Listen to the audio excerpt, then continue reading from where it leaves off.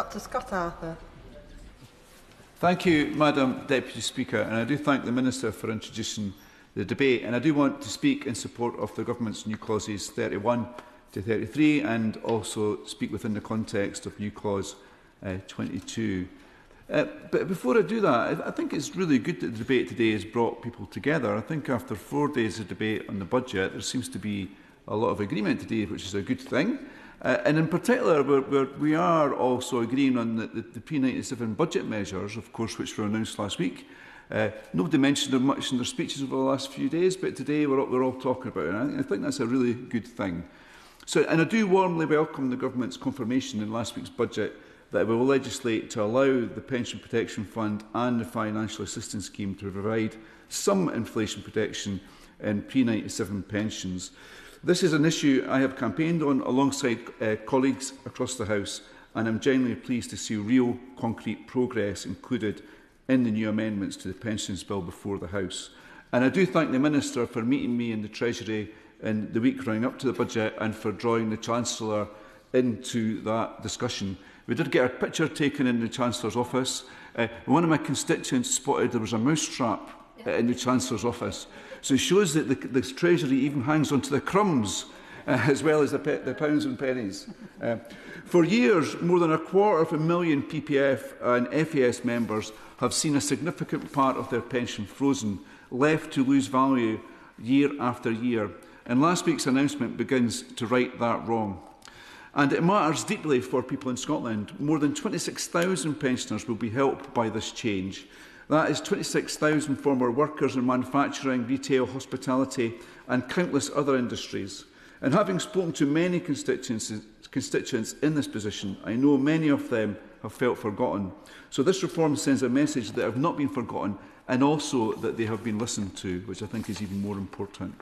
But this decision is important not only for what it delivers, but for what it signals. And by acting, the Government has effectively acknowledged the lack of pre-97 indexation was an injustice. And recognising that injustice in the public system, I feel that the Government has established an expectation in the private sector that it also must look at this. The private sector requires encouragement in this area, as a number of companies, primarily under US ownership, in my assessment, are not currently providing regular discretionary increases on pre-97 pension payments. Many of my constituents, pensioners who used to work for the likes of ExxonMobil, who has been mentioned a few times, and also Johnson & Johnson, have told me of sponsoring companies taking a 10-year funding holiday from pension payments into the fund, while simultaneously blocking indexation of payment of parents.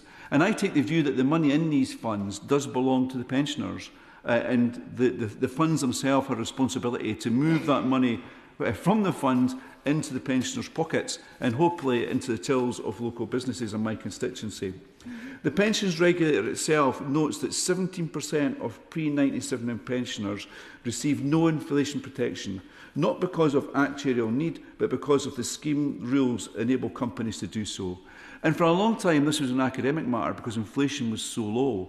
But over the 5 years, it's eaten some pensions alive, and pensioners are now really feeling it in Edinburgh South West, who are affected by this. And I hope very much that the private pension schemes that do not already provide significant indexation to pre-97 pensions, but have the financial capacity to do so, and many do, will see the signal from the Government's changes to the PPF and the FAS scheme and improve their own schemes for the benefit of those pensioners. However, I do have some slight concerns about the bill, in that it might not go far enough in terms of actually forcing them to do so, forcing them to make those improvements. But I do have great faith in the negotiating powers of the Minister. Instead, while it is hoped that the surplus release enabled by this bill will help underpin additional corporate investment in the UK, there is a risk in cases such as ExxonMobil that it may simply enable these companies to move those money in that funds outside the UK and into the bank balances of shareholders in other countries. And I think that money, it really does belong in those pensioners' bank accounts, but there is a credible argument for also using it to invest in the UK, and it doesn't seem like a good outcome for that money to be lost to our economy. This can be avoided by addressing the issues of trustee governance. And while some trustees undoubtedly do act in the interest of scheme beneficiaries, scheme rules do not always allow it, and contrary guidance from the pension regulator may be non-binding. Additionally, trustee boards often lack the independence, particularly when you see a majority or even all the members have been appointed by the employer, perhaps a conflict of interest. Mindful of this, I commend the Minister for announcing that his department will consult on a trust-based pension scheme, governance, strengthening the member voice and supporting lay trustees, working closely with the pension regulator to ensure trustees act in the interest of all beneficiaries and comply with the law and their scheme rules. And again, this money belongs to those beneficiaries. So I have high hopes for this review, as we need significant reform if we are to secure meaningful protection for these pensioners. The urgency is clear. Many of these individuals and their spouses are of advanced age. I hope none of them hear me saying that, but I don't think that's an insult. And we need to act quickly if we want them to benefit. Addressing this injustice requires not only technical improvements in governance and trusteeship, but the political will to act. And I'm proud that this Labour government is stepping up to act, looking at this issue in detail. We've seen progress last week in the budget, and there's a commitment to do more. And before I end, Madam Deputy Speaker, I just want to touch on two slightly aligned issues. I think we've spoke a lot here about people who have private pensions, pre-97 across the House, and we worry that these pensions aren't enough to support them. Each week in my constituency in Oxgangs, I go to a community meal where I meet people who don't have any private pension. They survive on the state pension, often in quite difficult circumstances.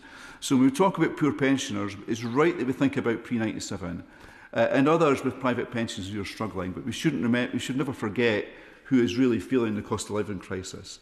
And secondly, I do have to thank my union, the UCU, for the work they've done over many years to protect my pension. I know I'm going to benefit from that.